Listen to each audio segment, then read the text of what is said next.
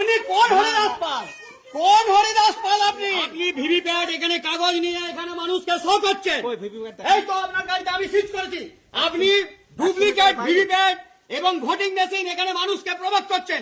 100 metre 200 মিটারে বা আপনি সাধারণ নির্বাচনে যদি বদলান করেন, আমি যে কোনো জায়গায় যে কোনো বিনা ওয়ারেন্টকে অ্যারেস্ট করার ক্ষমতা রাখি। আপনি কোন হরিদাস পাল?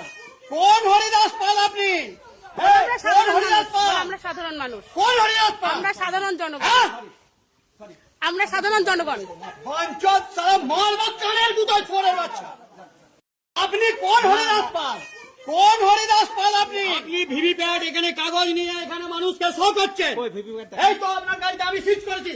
আপনি ডুপ্লিকেট ভিভিপ্যাট এবং ভোটিং মেশিন এখানে মানুষকে প্রভাব করছেন।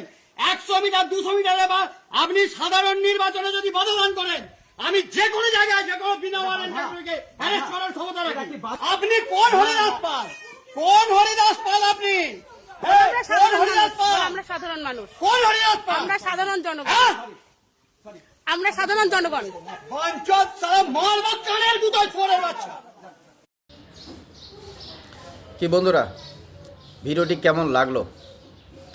পুলিশের এই চেহারা মনে হচ্ছে আমরা কতদিন থেকে দেখি নেই। হ্যাঁ দেখেছি, তবে সেটা কিছুটা হলেও শাসক দলের জন্য, নিরীহ মানুষের ওপরে দেখেছি। কিছু কিছু ঘটনা তো আমরা দেখেছি এই ধরনের দাবাঙ্গিরি দেখাতে, কিন্তু এবার আমরা এই ধরনের ভিডিও দেখলাম।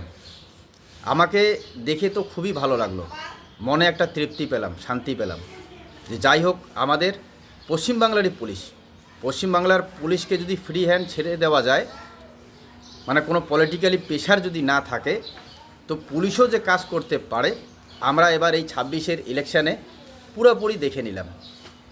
তো সবথেকে বড় কথা, এখানে অনেক খিস্তিও আমরা শুনলাম, কিন্তু যদিও এই খিস্তি দেওয়াকে সমর্থন করা যেতে পারে না বা আমরা কেউই সমর্থন করব না, কিন্তু কেন জানি না, এটা আমার মনের কথা। আপনাদের কি হবে সেটাও কমেন্টে জানাবেন। কিন্তু অনেক দিন পর পুলিশের মুখে খিস্তি শুনেও একটা তৃপ্তি, মনে একটা তৃপ্তি হলো, আত্মবিশ্বাস জেগে উঠল নতুন করে যে হ্যাঁ আমাদের বাংলার পুলিশ পারে। তো এখানে আপনারা যে ঘটনা দেখলেন, এটা যদিও ভোটের দিনের ঘটনা, দ্বিতীয় দফার ভোট।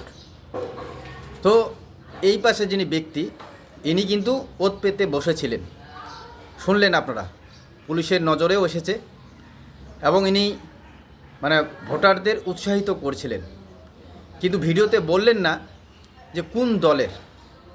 তো পশ্চিমবাংলায়, আমাদের বাংলায় কোন দলের হবে সেটা তো আর বলতে বাধা নেই, কোন দলের হয়ে কাজ করবে বা কোন দল এত সাহস যে তারা পুলিশের সামনেও রাস্তায় ভোটারদের উৎসাহিত করবেন।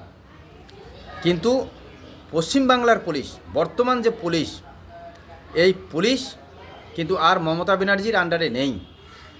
এই কথা আমরা আমাদের পুলিশ মন্ত্রী তথা রাজ্যের 15 বছরের মুখ্যমন্ত্রী তৃণমূল সুপ্রিমো মমতা ব্যানার্জির মুখেও শুনছি, পুলিশ নাকি এখন আর ওনার হাতে নেই, মানে আমাদের পুলিশ নয়, এটা নাকি ইলেকশন কমিশনের পুলিশ।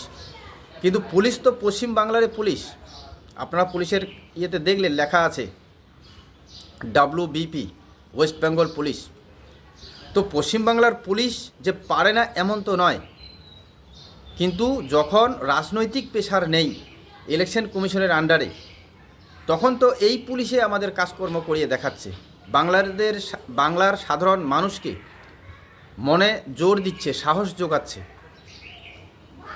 তাহলে যখন রাজ্য সরকারের আন্ডারে এই পুলিশ থাকে তখন কেন হয় না, এটা বুঝতে হবে। তবে আমি একটা কথা আজকে বলতে চাই যে আমরা নওশাদ সিদ্দিকীর একটা ভাষণ আমি বিশেষ করে শুনেছিলাম, আপনারাও হয়তো শুনবেন, যে এই যে কিছু ট্রাফিক পুলিশ বা পুলিশ রাস্তায় তোলাবাজি করে গাড়িদের নিয়ে, তো উনি কিন্তু বলেছিলেন যে এই পুলিশরা আমরা দেখি রাস্তায় এরকম করে তোলাবাজি করে, কিন্তু আপনারা খবর নেবেন যে এই পুলিশদেরও উপর থেকে চাপ দেওয়া থাকে যে তোমাকে এত এত তুলে দিতে হবে। তো এই হচ্ছে গল্প। কেন আজকে যদি আমাদের বাংলার পুলিশ ইলেকশন কমিশনের আন্ডারে আছে বলে এই ধরনের ভিডিও আমরা দেখছি, এবং আমিও বলবো যে আমরা কিছু তোলাবাস ট্রাফিক পুলিশের বিরুদ্ধেও আমরা ভিডিও করি, সোশ্যাল মিডিয়ায় প্রতিবাদ করি, কিন্তু আজকে কেন এই পুলিশ অফিসারের ভিডিও আমরা বিশেষ করে আমি আপনাদের দেখাচ্ছি। কারণটা এটাই, যদিও এখানে খিস্তি দেওয়া আছে, খিস্তির সমর্থন করা যেতে পারে না, কিন্তু এই খিস্তিও কেন জানি মনে তৃপ্তি দিচ্ছে। এই দাবাঙ্গিরি কেন যেন মনে একটা জোর জোগাচ্ছে, সাহস জোগাচ্ছে যে আমাদের বাংলার পুলিশ পারে না এমন নয়, কিন্তু পুলিশের হাত পা বেঁধে দেওয়া থাকে রাজনৈতিক দড়ি দিয়ে। এটা নয় কি? কারণ এখন ফ্রি ছেড়ে দেওয়া হয়েছে পুলিশকে ইলেকশনের জন্য, ইলেকশন কমিশনের আন্ডারে এই পুলিশ। এবং আমরা সকলেই জানি, এটা বলতে অস্বীকার নেই, যে এবারের 26-এর ভোট হয়তো বাংলা নয় ভারতবর্ষের বুকে একটা অন্য নজির গড়বে। মানুষ যুগ যুগ ধরে মনে রাখবে যে সেই 2026-এর ইলেকশন পশ্চিমবাংলার বিধানসভা ইলেকশন হয়েছিল। কারণ এই ইলেকশনে কোনো হিংসাত্মক ঘটনা এক দুটা ঘটলেও কিন্তু কোনো প্রাণহানির ঘটনা ঘটেনি। কিন্তু আমরা যদি একটু ফিরে দেখি 2021-এর বিধানসভায় প্রায় ভোটের সময় 300-টির বেশি বলা ভুল হবে, 300-টির মতো ঘটনা ঘটে এবং সেখানে প্রায় 58 জন সাধারণ মানুষ এই ভোটের জন্য, হিংসার জন্য বলি হন। কিন্তু বর্তমান যে 2026-এর ইলেকশন হলো, দু একটা ছোটো মোটো ঘটনা ছাড়া কোনো প্রাণহানির কোনো ঘটনা বা কোনো বড় ধরনের ঘটনা নেই। কেন? কারণ ইলেকশন কমিশনের আন্ডারে এবং ভারতীয় জওয়ান সিআরপিএফ এদের আন্ডারে ভোট হলো। এবং তার সাথে সাথে আমরা এই যে পুলিশের রূপ, রুদ্র রূপ, ন্যায়ের পক্ষে রূপ, প্রতিবাদী রূপ, অন্যায়ের বিরুদ্ধে প্রতিবাদ, এটা দেখলাম।